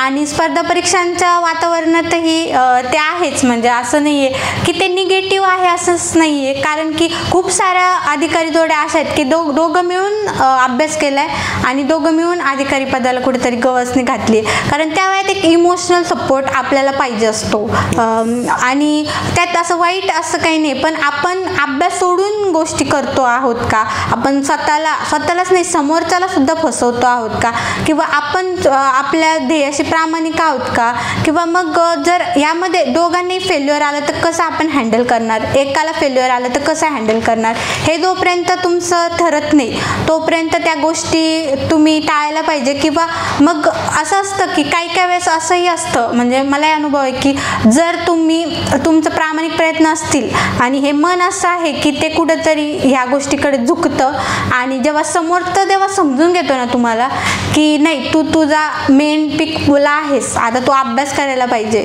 तुझा रिझल्ट आल्यावर कुठेतरी बघता येईल आपल्याला. तर हे गोष्ट या जर्नीमध्ये भेटणं हे पण म्हणजे खूप मला असं वाटतं भाग्य लागतं त्याच्यासाठी. तर अशाही गोष्टी असतात की मुलगा असो म्हणजे मुलगी असो किंवा मुलगा असो, ते कुठंतरी आपलं ज्याच्यावरती प्रेम आहे किंवा ज्याच्याबद्दल आपल्याला नॅचरली फिलिंग्स येत आहे त्याच्या अभ्यासासाठी त्याच्यापासून दूर राहत आहेत. असंही उदाहरण मी पाहिलेलं आहे की त्याचा अभ्यास होतो, डिस्टर्ब होऊ नये म्हणून त्याच्याशी कुठंतरी हे दुरावा निर्माण करतायत आणि जेव्हा त्याचं पोस्ट सिलेक्शन होते तेव्हा त्याला म्हणजे त्याच्यासाठी आनंदित होत आहेत. म्हणजे असंही आहे, म्हणजे ही गोष्ट निगेटिव्ह आहे असं नाहीये. म्हणजे अभ्यासाकडे दुर्लक्ष न करता एक बॅलन्स आपण लाईफ जगू शकतो. जर दोघांना बॅलन्स करणं जर ते सहज असेल तर आपण करू शकतो. पण जर तुम्हाला कळते की समोरचा कुठेतरी भावनिक दृष्ट्या त्याकडे कलतोय, त्याचा अभ्यासावर परिणाम होतोय, तेव्हा दुसरा त्याला कसं सपोर्ट करतोय ते पण महत्त्वाचं आहे.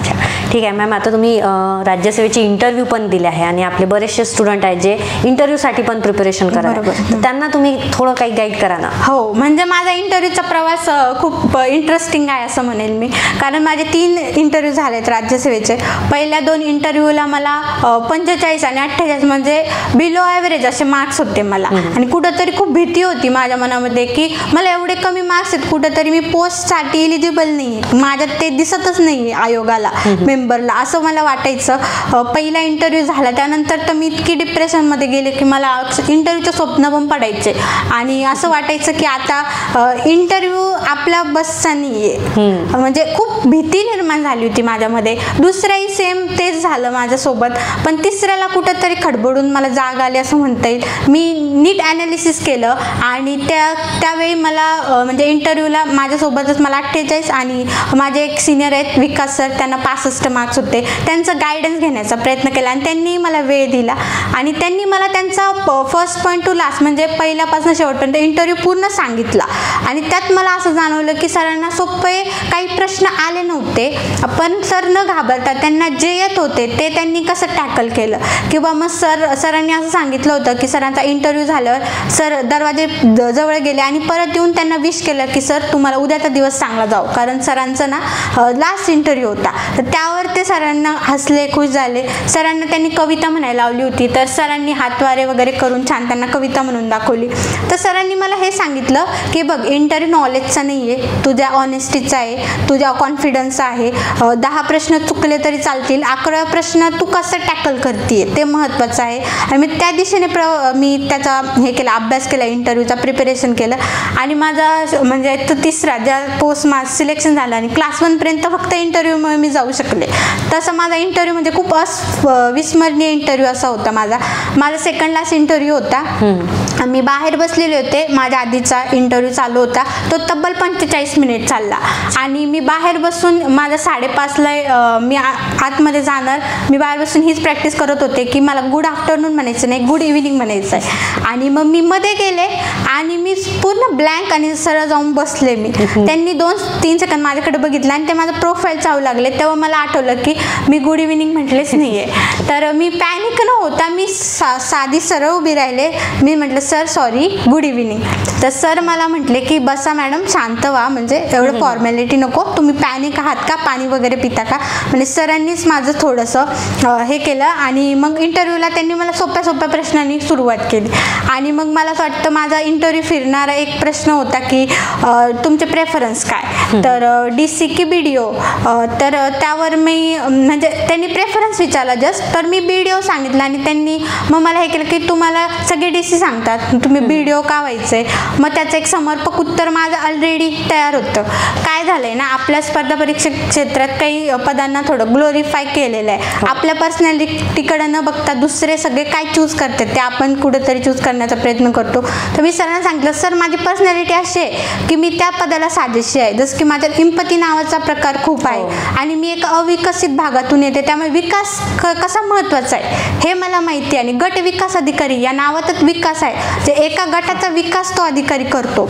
महसूल प्रशासन, एक किंग प्रशासन हे मला मान्य आहे. ते प्रशासनाशिवाय बाकी कोणत्याच प्रशासनाचा म्हणजे कारभार सुरळीत चालू शकत नाही. म्हणजे एक जिल्हा, एक तालुका कंट्रोल करणारं प्रशासन आहे ते आहे, म्हणजे त्यात काही हे नाही आहे. परंतु तुमची आवड काय आहे, तुम्हाला कोणत्या कामामध्ये जास्त इंटरेस्ट आहे हे तुम्ही जाणून घेऊन जर तुमचा पोस्ट प्रेफरन्स दिला तर त्याचा चांगला कुठेतरी इम्पॅक्ट पडतो. कारण की सरांचं असं म्हणणं होतं की सगळ्यांना DC DYSP व्हायचं, मग तुम्ही तुमच्या खात्यात सिरियसली काम करता की नाही, तुम्ही ऑलरेडी ज्या क्लास 2च्या पोस्टमध्ये आहेत. कुठेतरी त्याचं इम्प्रेशन पडलं. त्याच्यानंतर लग्नासाठीचा प्रश्न होता, त्याचं कुठेतरी चांगलं इम्प्रेशन पडलं. त्यानंतर सरांनी मला निगेटिव्ह फेमिनिझमबद्दल विचारलं आणि मग फेमिनिझमवर तर आपण बोलतो कारण आपण महिला आहे. मग ते माझा व्ह्यू असं बघत होते की महिलांच्या विरुद्ध तू काहीतरी बोलती का, मग ते कसं तू टॅकल करती. तर त्याच्या नावातच होतं निगेटिव्ह फेमिनिझम, म्हणजे फेमिनिझमचा काहीतरी निगेटिव्ह अँगल असणार आहे असं होतं त्यामध्ये. तर मी सहज उत्तर दिलं, म्हणजे ट्राय केलं. मला असं परफेक्टली माहीत नव्हतं. म्हणजे सर फेमिनिझममध्ये आपण महिलांच्या भावनांचा आदर करायला पुरुषांना शिकवतो, परंतु फेमिनिझमशी काही आता अशी व्याख्या होऊ लागली जिथं पुरुषांच्या भावनांचा आदर केला जात नाही आहे. काही अशा गोष्टी आहेत ज्यांचा पुरुषांचे मन कुठेतरी दुखावण्याचा प्रयत्न होतोय. काही चिटिंग असेल, महिलेनी पुरुषाला चीट करणं, याला कुठेतरी चांगल्या वेळी दाखवण्याचा वेब सिरीज, पिक्चरमधनं प्रयत्न केला जातोय. परंतु सर अजून आपल्या भागात फेमिनिझम म्हणजे महिला सबलीकरणच झालं नाही आहे, तर निगेटिव्ह फेमिनिझमचा प्रश्नच येत नाही. निगेटिव्ह फेमिनिझम कुठं असू शकतं, फॉरेन सारख्या कंट्रीत किंवा फार मेट्रो सिटीमध्ये किंवा सिनेमा वेब सिरीज दाखवण्यापुरतं असू शकतं. परंतु आपल्या भागात फेमिनिझमचाच अर्थ माहीत नाही, तर निगेटिव्ह फेमिनिझम असण्याचा प्रश्नच नाही. मग त्यावर सरांनी मला व्हेरी गुडचा कौल दिला आणि मग अशा प्रकारे छान आमचं संभाषण चाललं. मला एवढंच वाटतं इंटरव्ह्यू म्हणजे ज्ञानाची परीक्षा परीक्षा नाही आहे, आत्मविश्वास ऑनेस्टीची परीक्षा आहे आणि तेच तुम्ही तिथं दाखवण्याचा प्रयत्न केला तरी तुमचा चांगला इम्पॅक्ट पडतो. अच्छा, म्हणजे आपण बरेचदा आपण असं म्हणतो की इंटरव्ह्यू आपली पर्सनॅलिटी चेक करते. बरोबर. आता पर्सनॅलिटीची जेव्हा गोष्ट येते तर तेव्हा हॉबीची गोष्ट येते. हो, खरं. की अनेक स्टुडंटला किंवा अनेकांना हॉबी असतात आणि ही हॉबी पण डायरेक्टली इनडायरेक्टली तुमची पर्सनॅलिटी डेव्हलप करते. तुमची काय हॉबी होती? माझी हॉबी लहानपणीपासून माझ्या वडिलांना चित्रपट पाहण्याची खूप हे होते, पिक्चर बघणे, मूवीज बघण्याची. तीच हॉबी त्यांनी आम्हाला लावली, म्हणजे ते आम्हाला सोबत घेऊन जायचे. पण हॉबीला म्हणजे अशी पाहिजे की आपल्या पर्सनॅलिटीमध्ये बदल घडवणारी ती पाहिजे. तर कोणतेही मूवी रँडमली न बघता वडील आम्हाला वैचारिक दृष्टीने आम्ही कसं प्रगल्भ होऊ असे मूवी दाखवायचे. जसं की दंगल मूवी असेल, तो वडिलांनी आम्हाला 2दा थिएटरमध्ये जाऊन दाखवला की बघा, म्हणजे तुम्ही 2 मुली आहात, महावीर फोगट यांनाही 4 मुली होत्या, त्यांनी त्या मुलींना कसं वाढवलं, त्यांनी त्या क्षेत्रात कशा त्या प्रगत झाल्या, अशा मूवी आम्ही बघायचो. रिसेंटली सत्यशोधक महात्मा ज्योतिबा फुलेंचा पिक्चर आला होता, तो त्यांनी आम्हाला थिएटरमध्ये जाऊन दाखवला. आणि ती हॉबी म्हणजे ती फक्त मूवी म्हणजे एंटरटेनमेंट नाही आहे, एक सामाजिक भान आपल्याला कळतं. महिलांचे प्रॉब्लेम्स असतील, पिंक सारखे मूवी आहेत, थप्पड सारखे मूवी आहेत, हे आपली क्वीन सारखा मूवी आहे एक, जी आपली म्हणजे महिलांप्रती जे आपला दृष्टिकोन आहे ते कुठंतरी बदलवण्याचा किंवा महिलांनाच महिलांचे हक्क दाखवण्याचा प्रयत्न करतं. शालेय जीवनावर कितीतरी मूवी आहेत, जसं नीलबट्टे सन्नाटा असेल किंवा 3 इडियट्स असतील, म्हणजे शैक्षणिक समस्या काय विद्यार्थ्यांच्या ते दाखवतं. असे वेगवेगळ्या प्रकारचे क्रीडा क्षेत्रातले मूवी आहेत जे आपल्याला एक आत्मविश्वास देतं, ऊर्जा देतं, किंवा वेगवेगळ्या महापुरुषांचे बायोपिक येतात आजकाल, त्यातूनही आपल्याला ऊर्जा भेटते. म्हणजे मीही असं करायचे की माझ्या अभ्यासातील थोडा विरंगुळा म्हणून मूवी बघायचे. तेव्हा मला असं आठवतं की मला नावही ठेवलं जायचं की तू का, म्हणजे मूवी म्हणजे टाइमपास असं मानतो आपण, परंतु तसं नाही. अभ्यासात कुठेतरी रिफ्रेशमेंट येते आपल्याला आणि आपण म्हणजे जास्त एनर्जीने पुढचा अभ्यास करतो. म्हणून हॉबीला आपण असं समजायला नको की कुठेतरी टाइम जातोय आपला. तुमची कोणतीही हॉबी असली तरी ती जपायला पाहिजे. असं नाही की एक आयडियल काहीतरी हॉबी, कोणतीही हॉबी असू शकते. तुमचं गाणं ऐकणं असो, जी गोष्ट आपल्याला रिफ्रेश करते ती आपली हॉबी असते. माझी जसं चित्रपट बघायची होती, त्यातही मी सिलेक्टिव्ह बघायचे आणि त्याचा वापर तुम्ही तुमच्या अभ्यासामध्ये पण करायचा. बरोबर. अच्छा मॅम, आता मी लास्ट प्रश्न तुम्हाला विचारणार. आता तुम्ही आम्हाला गायडन्स देतच आहे, तर आता हा 2024चा राज्यसेवा पूर्व परीक्षा जी आहे तर ती ऑब्जेक्टिव्ह पॅटर्ननी प्रिपरेशन करणाऱ्या स्टुडंटसाठी आता हा लास्ट अटेम्प्ट आहे असे अनेक लोक म्हणतात. कारण ऑब्जेक्टिव्हवरून डिस्क्रिप्टिव्ह पॅटर्नवर शिफ्ट होणं त्यांच्यासाठी कुठेतरी डिफिकल्ट आहे आणि तुम्ही ऑब्जेक्टिव्ह पॅटर्नचीच एक्झाम क्रॅक केली आहे. आता योगायोगाने बघा मॅम, म्हणजे योगायोग म्हणू शकतो आपण त्याला, कारण आज तुमचं मार्गदर्शन मिळत आहे की काही कारणांमुळे आता एक्झामच्या डेट पण पोस्टपोन झाला आहे. त्यामुळे अनेकांना एक नवीन किंवा सेकंड चान्स मिळाला, त्यांना एक्स्ट्रा वेळ मिळाला अभ्यासाला, आपण असं म्हणतो.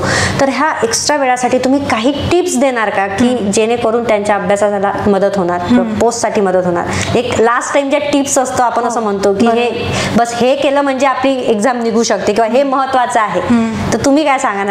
Actually last time exam preparation मी पण अनुभवले, कारण 22 नंतर 23चाच सब्जेक्टिव्ह पॅटर्न होणार होता. आंदोलनामुळे तो 2 वर्ष पुढे गेला. तर 22ची मेन्स झाल्यानंतर तो प्रकार घडला. म्हणजे प्रीपर्यंत माझा तो लास्टच अटेम्प्ट होता आणि मी असं ठरवलं की या अटेम्प्टमध्ये 100% द्यायचं. मागच्या ज्या चुका आहेत माझ्या त्या सुधरवायच्या कुठे ना कुठे, आणि म्हणजे लास्ट आहे तो बेस्ट करायचा आहे आपल्याला, असं ठरवलं होतं मी. आत्ताच्याही 24चा ज्यांची लास्ट संधी आहे त्यांनी म्हणजे आपल्या कधी कॉम्पिटेटिव्ह एक्झाममध्ये काय बघायचं असतं की आपल्या चुका काय आहेत, म्हणजे आपण मागची जी एक्झाम दिली त्या चुका काय झाल्या होत्या आपल्याला, त्या सुधारवायचा प्रयत्न करायचा. जसं प्रिलिम्समध्ये एक चुकाचा प्रकार आहे की टेम्परामेंट आपण कुठेतरी गमावून बसतो आणि किंवा आपला अभ्यासक्रमच कंप्लीट नसतो. मग दोन्हीपैकी आपलं काय, काही काही विद्यार्थी खूप अभ्यास करतात परंतु एक्झामला ते सामोरे जाताना घाबरतात. काही काहींचा तर अभ्यासच कच्चा असतो. तर तुम्ही तुमच्या चुका बघा, त्या तुम्ही कसं सुधारवण्याचा प्रयत्न करा.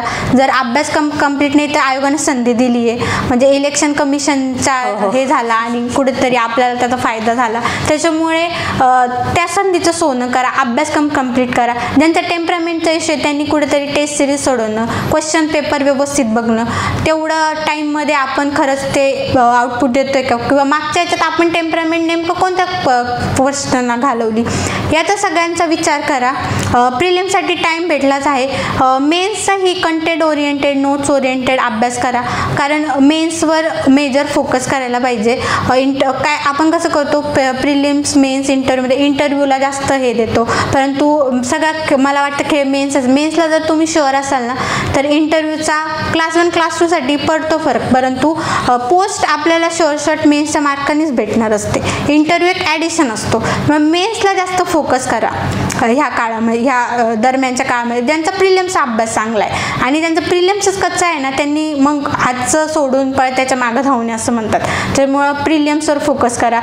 परीक्षा पुढे जाणं याला एक निगेटिव्हली नाही घेता, आपण पॉझिटिव्हली घेतलं पाहिजे. आपल्या ज्या काही मिस्टेक्स असतात किंवा ते आपले खाचखळगे असतात अभ्यासातले ते भरून काढण्यासाठी, आणि अशा प्रकारे एक शेवटचा चान्स येतो तो मी बेस्ट देणार असं ठरवून आपल्या तयारीला लागलं पाहिजे. आणि माझा लास्ट प्रश्न तुम्हाला की आपल्यासारख्या जे मराठवाडा किंवा विदर्भासारखा जो ग्रामीण भाग आहे, अविकसित भाग आहे, तर या भागामध्ये असणाऱ्या अनेक मुली ज्या आज तुम्हाला बघत आहेत आणि त्यांची कुठेतरी इच्छा आहे की मला करायचं आहे, मला पोस्ट पाहिजे गव्हर्नमेंट किंवा मी करू शकते, त्यांना तुम्ही काय सांगाल? हो, म्हणजे बघा मुलींचं शिक्षण म्हणजे आता एक काळाची गरज झालेली आहे. पहिले कसं होतं की ना मुलींचं खूप बेसिक शिक्षण व्हायचं 10वी 12वी, त्यात त्यांची वैचारिक जी प्रगल्भता आहे ती कुठंतरी यायची नाही, आणि सासरी गेल्या सासरचे म्हणतील तसं वागण्यात त्यांचं म्हणजे काही त्यांना वाटायचं नाही. पण आज कसं झालंय मुलींचं ग्रॅज्युएशन पोस्ट ग्रॅज्युएशनपर्यंत आपण जातो, आपली एक वैचारिक प्रगल्भता येते, आपण काय खरं खोटं किंवा काय चुकीचं या गोष्टीवर आपण बोलू शकतो.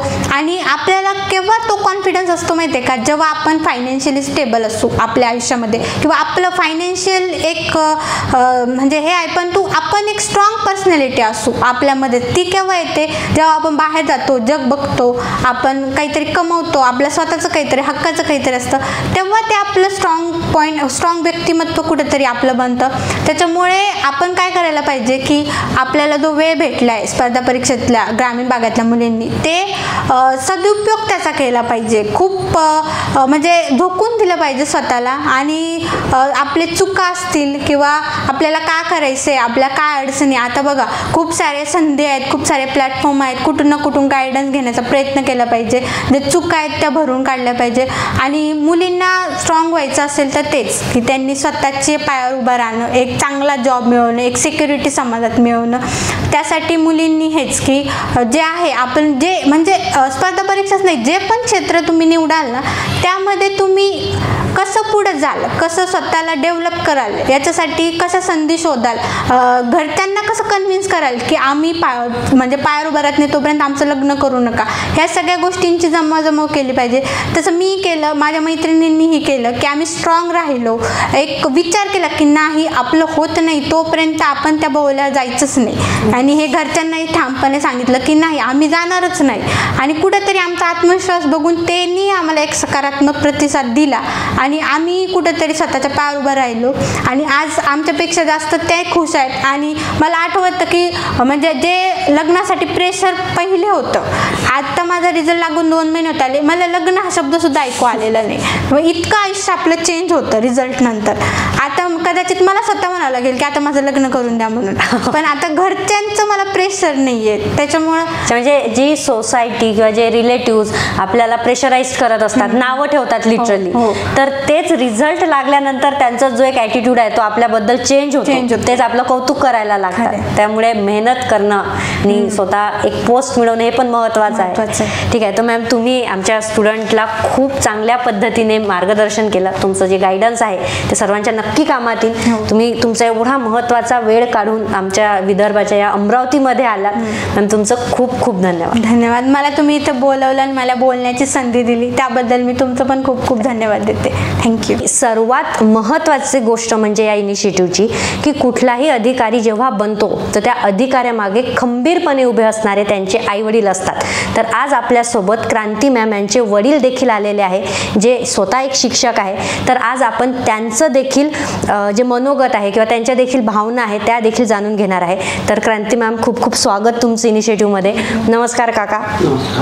आज आपल्या पॉडकास्टमध्ये असे असंख्य मुलामुलींचे जे आईवडील आहेत ते तुम्हाला बघतायत, तर तुम्ही काय सांगणार किंवा मुलामुलींना तुम्ही काय मार्गदर्शन करत? निश्चितच मॅडम, आज मला अतिशय आनंद होतो की माझ्या मुलींना यश संपादन केलेलं आहे. मी एका शिक्षक ग्रामीण भागातून काम करतो.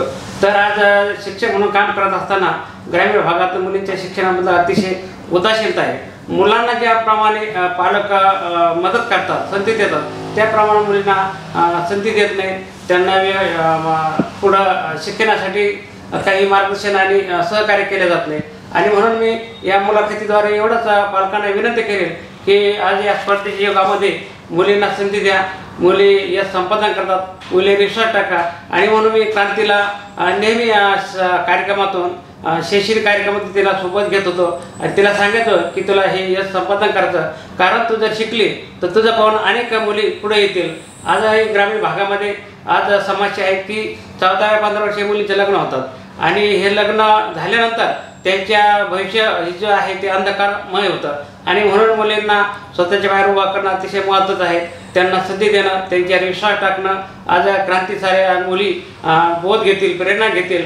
आणि पालकांना मी एक विनंती करतो की खरोखर मुलापेक्षा मुली ह्या अतिशय पालकांचा विश्वास संपादन करतात. आपण त्यांना चांगली प्रेरणा दिली, चांगले संस्कार केले, हे निश्चित यश मिळू शकतं असं मला वाटतं. ते आणि आता आपण जसं म्हटलं, लग्नाचा आपण विषय म्हटलं की अनेक वेळा मग घरून एक मुलीचं वय झालं की मग घरच्यांकडूनही लग्नाचं सुरू होते. अनेक नातेवाईकी म्हणतात की लग्न करून द्या, आता शिक्षण झालं. पण तुम्ही असं न करता तिच्या पाठीशी तुम्ही खंबीरपणे उभे राहिले, तिला सपोर्ट केला, तर त्याबद्दल तुम्ही काय सांगाल? खरोखरच मॅडम, हा तुमचा प्रश्न अतिशय महत्त्वाचा आहे की मुलगी आज ग्रामीण भागामध्ये आज आपण बघतो की बालविवाह मोठ्या प्रमाणात आहे. मुलीचं 13व्या-14व्या वर्ष झालं की पालकांना वाटतं की मुलींचं एकदा लग्न करून जबाबदारी मोकळे होतात. परंतु मी शिक्षक असल्यामुळं मला सर्व गोष्टी माहिती होत्या आणि म्हणून मुलींच्या शिक्षणाबद्दल मी सजग होतो. आणि म्हणून मला खूप मोठा त्रास झाला असं नाही.